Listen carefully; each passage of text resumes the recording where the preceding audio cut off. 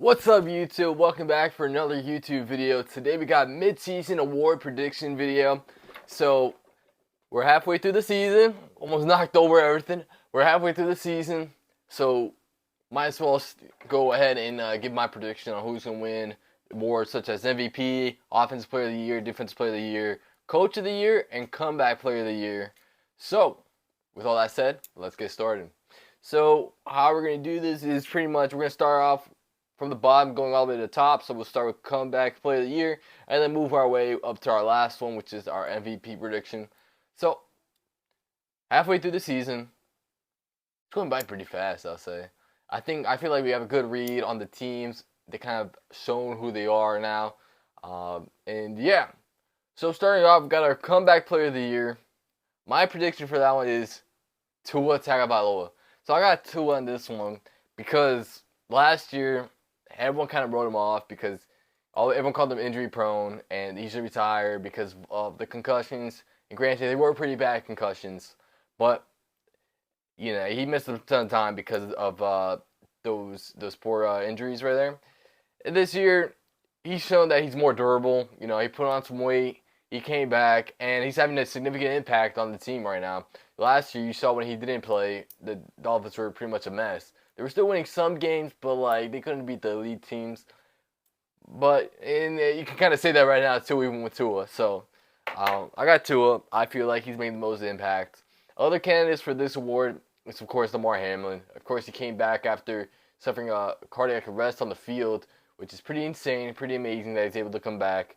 But it's more of like a storyline award.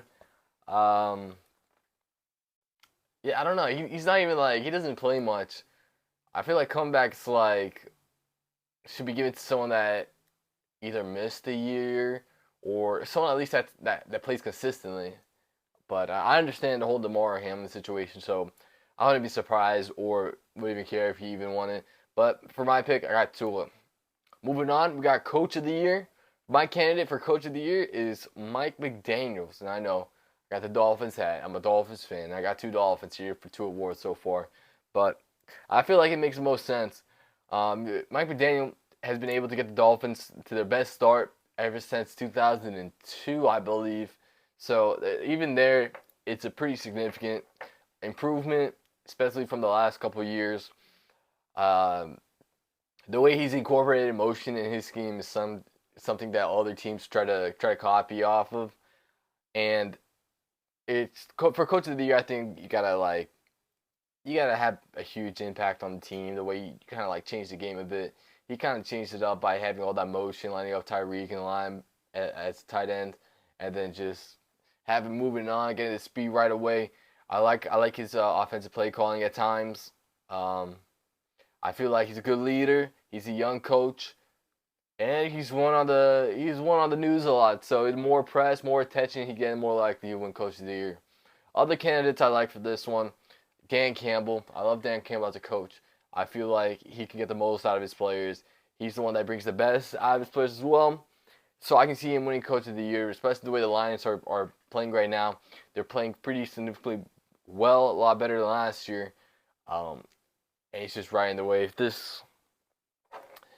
And yeah, just because I picked McDaniels over him because of the expectations before the season started. The Dolphins didn't really have high expectations as a team, but now they're considered one of the top teams in the AFC. Whereas the Lions, they were expected to be one of the top teams in the NFC. They're expected to win the division. They're expected to be a good team, and they just meeting expectations. Where I feel like McDaniels is surpassing expectations. So that's my decision making for picking Coach of the Year right there. Moving on, we got Defensive Player of the Year. My pick, I got Myles Garrett.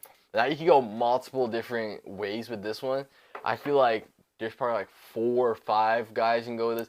You got Myles Garrett, who's my pick. You can go Nick Bosa. Well, not so much this year, but he's still one of the elite edge rushers. You got T.J. Watt. You got Micah Parsons, and I feel like I'm missing. I feel like this award is going to go to an edge rusher regardless. But my pick is Myles Garrett. He had 9.5 sacks, 4 forced fumbles. I feel like out of those guys I listed, he has, I don't want to say he has the most impact, His defense is the #1 defense in the league right now. I don't want to say he has the most impact because TJ Watt has a ton of impact as well. He has like similar amount of sacks. He has 2 forced fumbles, and I think he has a pick 6 too. So like he has a huge impact on that Steelers defense as well. But I'm leaning Miles here just because they have the #1 defense right now, and it might honestly come down to how they play each other in their division games. How the Browns and the Steelers do. If the Steelers end up doing better than the Browns, maybe give it to TJY. But if the Browns end up doing better than the Steelers, maybe get it Miles Garrett. I don't know. Yeah, I feel like that one's like 50-50 for me. I can see either one winning. A little less Nick Bosa and Michael Parsons. Michael Parsons, he's a good player, but I guess he hasn't put up enough on the stat sheet.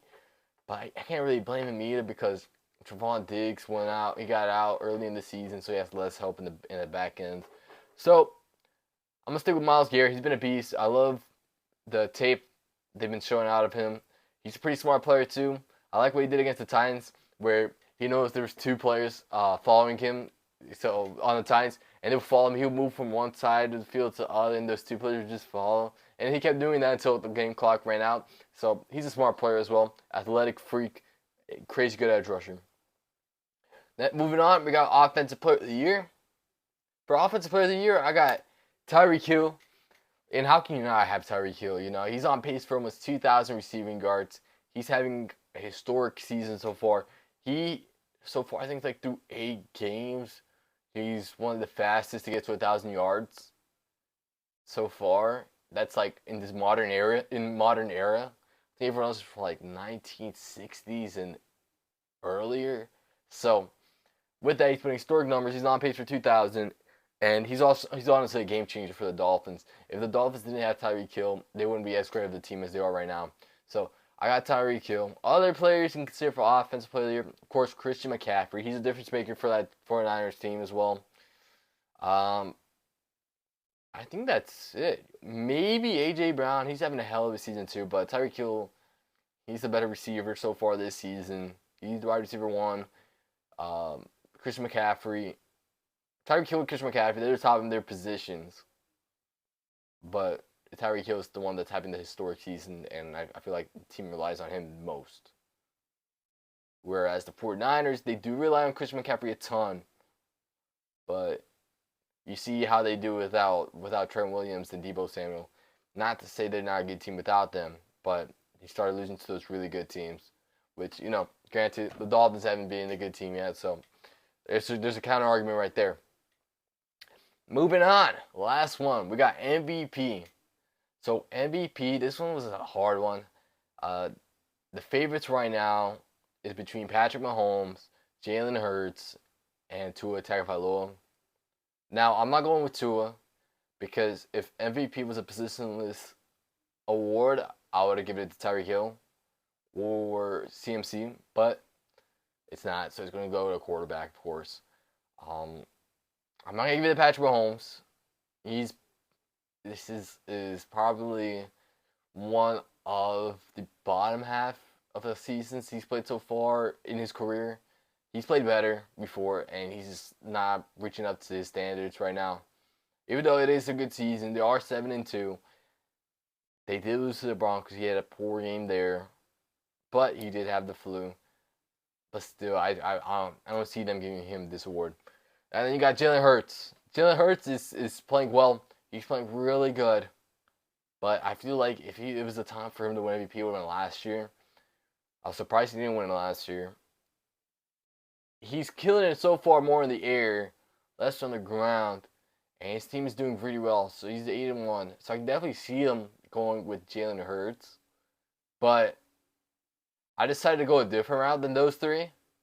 I got Lamar Jackson. The Ravens are on a tear so far. They're a really dangerous team. They've been good teams. They destroyed the Lions. They destroyed the Seahawks. And I just don't see them doing that or being this great without Lamar Jackson. I feel like he's a key, like they need Lamar Jackson. Because if you look at the rest of the team, his receivers aren't that great.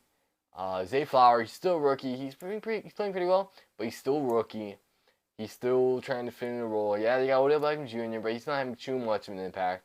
The running backs, J.K. Dobbins went out early in the season, tore his Achilles. Gus Edwards, and they got a rookie there. They're relying on those guys. But most of the offense, man, it goes through Lamar Jackson. It doesn't matter if it's through the air or on the ground. If you look at his stats, he's not on top of the quarterback stats he has. But compared to the other guys, I think he's the most valuable to his team. He has thrown 9 touchdowns, but he's also rushed for 5 more. He could be on pace for over 1,000 rushing yards. He has 450, I believe, right now. It can easily pass 1,000. I feel like that'll be a key stat. If he passes 1,000, I feel like he'd be more of a favorite to win MVP. But yeah, I got Lamar Jackson here just because of how good that Ravens team is with him. That defense is stepping up. The offense is going through him. I feel like he's a core. He's like, they need him. So I got Lamar Jackson. I know it's different. I can see it going to Jalen Hurts easily as well. I won't mind Jalen Hurts. Tua, I see a little bit less. He hasn't like taken over a game like these elite quarterback has. Like Jalen Hurts has, Patrick Mahomes, or Lamar Jackson. Patrick Mahomes, they could give it to him. He is the best quarterback. If they give it to the best quarterback, he would win every year. But I don't know. I feel like this is a storyline, and as we reach the second half of the season, the more focus are going to be on the Ravens. Or the most focus being on the Ravens, more attention goes to the Ravens. But the more attention, more eyes on Lamar Jackson, seeing what he's doing with his team. So with that, I got Lamar Jackson winning MVP. So those are my predictions for the awards halfway through the season right now. So with that, thank you guys for watching. Next week, I'll have my mid-season playoff predictions compared to my preseason. What would I change? And things like that. So, yeah. Thank you guys for watching. Make sure to like the video. Comment down below who do you think is going to win these awards. Where you agree, where you disagree. I feel like I'll get a lot of disagreement with the MVP one. Maybe comeback player of the year as well, or the coach of the year. But the rest I feel pretty solid about. So let me know your thoughts. Make sure to like the video. Subscribe to the Jesus. Lock in.